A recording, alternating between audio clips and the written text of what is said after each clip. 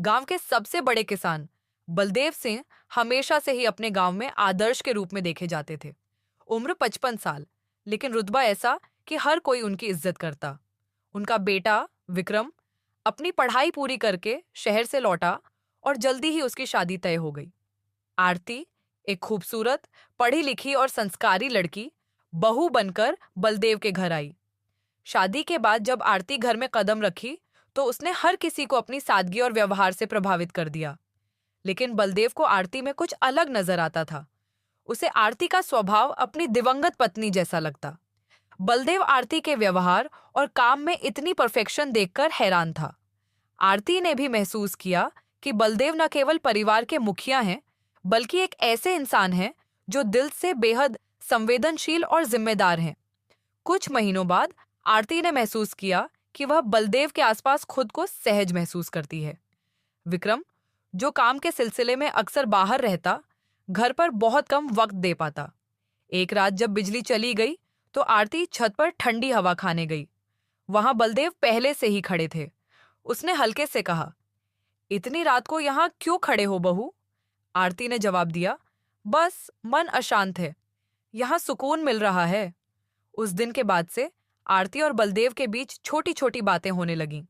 कभी आंगन में बैठकर चाय पीते हुए, तो कभी गांव के बगीचे में टहलते हुए। लेकिन इन बातों में कहीं भी किसी गलत भावना का आभास नहीं था।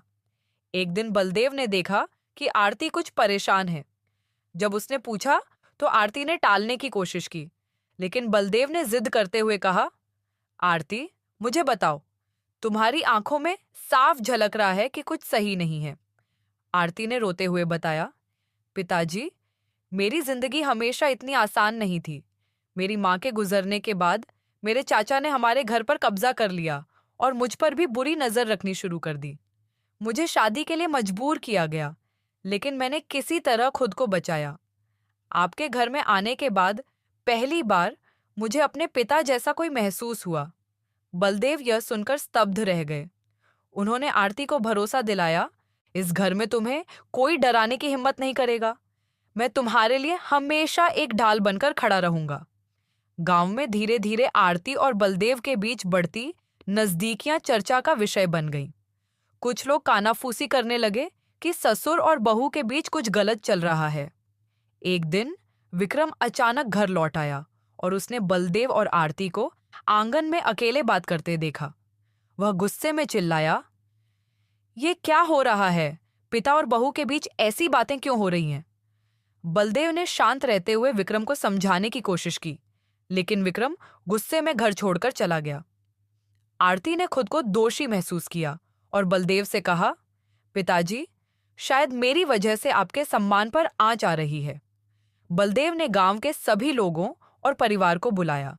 सबके सामने उन्होंने कहा, मेरे और आरती के रिश्ते को गलत नजर से देखा जा रहा है। यह रिश्ता पवित्र है। मैं आरती को अपनी बेटी मानता हूँ। उसके जीवन के संघर्ष ने मुझे उसे सहारा देने के लिए मजबूर किया। अगर कोई इसे गलत समझता है तो यह उसकी सोच का दोष है। आरती ने भी सबके सामने अपनी बात रखी। उसने कहा, पिताजी ने मुझे वह सहारा दिया है जो मेरे पिता भी नहीं दे सके। मैं उनकी बहू नहीं, बेटी हूं। कृपया हमारे रिश्ते को गलत ना समझें। विक्रम ने अपने पिता और पत्नी की सच्चाई को समझा और उनसे माफी मांगी। बलदेव ने परिवार को समझाया कि रिश्तों को समझने और परखने के लिए विश्वास और धैर्य की जरूरत होती है। गांव वालों ने भी इस रिश्ते को स्वीकार कर लिया और बलदेव के सम्मान को और अधिक बढ़ा दिया। दोस्तों, अगर आप हमारे चैनल पर नए हो तो चैनल को सब्सक्राइब करें, वीडियो को लाइक करें और इसे शेयर करें। मिलते हैं नए वीडियो में।